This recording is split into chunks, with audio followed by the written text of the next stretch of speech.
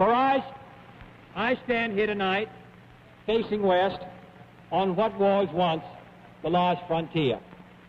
From the lands that stretch 3,000 miles behind us, the pioneers gave up their safety, their comfort, and sometimes their lives to build our new West. They were not the captives of their own doubts, nor the prisoners of their own price tags.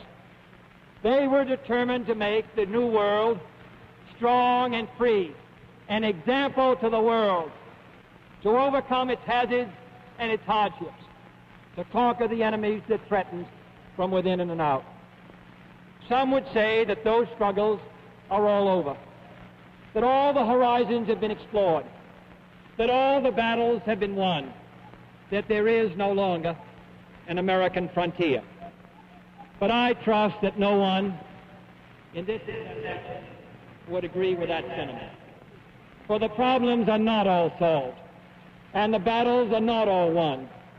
And we stand today on the edge of a new frontier, the frontier of the 1960s, the frontier of unknown opportunities and perils, the frontier of unfilled hopes and unfilled threats. Woodrow Wilson's New Freedom promised our nation a new political and economic framework. Franklin Roosevelt's New Deal promised security and succor to those in need. But the new frontier of which I speak is not a set of promises. It is a set of challenges. It sums up not what I intend to offer to the American people, but what I intend to ask of them. It appeals to their pride.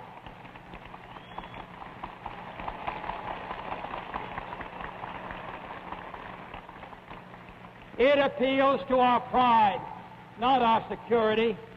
It holds out the promise of more sacrifice instead of more security. The new frontier is here, whether we seek it or not. Beyond that frontier are uncharted areas of science and space, unsolved problems of peace and war, unconquered province of ignorance and prejudice, unanswered questions of poverty and surplus. It would be easier to shrink from that new frontier, to look to the safe mediocrity of the past, to be lulled by good intentions and high rhetoric, and those who prefer that course should not vote for me or the Democratic Party.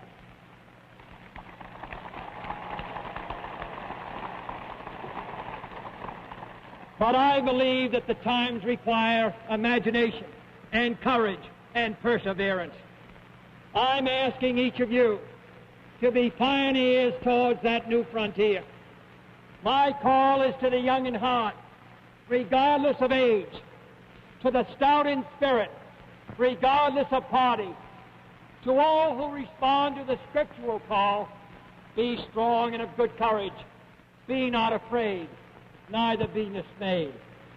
For courage, not complacency, is our need today. Leadership, not salesmanship.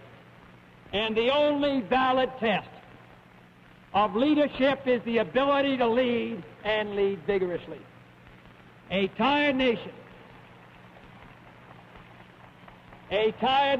said David Lloyd George, is a Tory nation.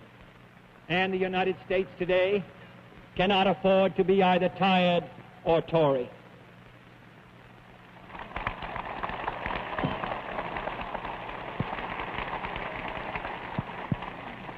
There may be those who wish to hear more promises to this group or that, more harsh rhetoric about the men in the Kremlin as a substitute for policy, more assurances of a golden future where taxes are always low and the subsidies are always high.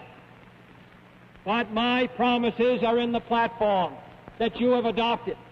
Our ends will not be won by rhetoric, and we can have faith in the future only if we have faith in ourselves.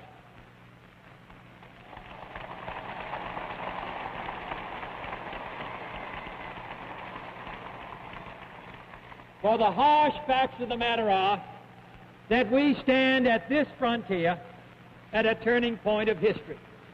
We must prove all over again to a watching world, as we sit on a most conspicuous stage, whether this nation, conceived as it is, with its freedom of choice, its breadth of opportunity, its range of alternatives, can compete with the single-minded advance of the communist system. All mankind waits upon our decision. A whole world looks to see what we shall do, and we cannot fail that trust, and we cannot fail to try.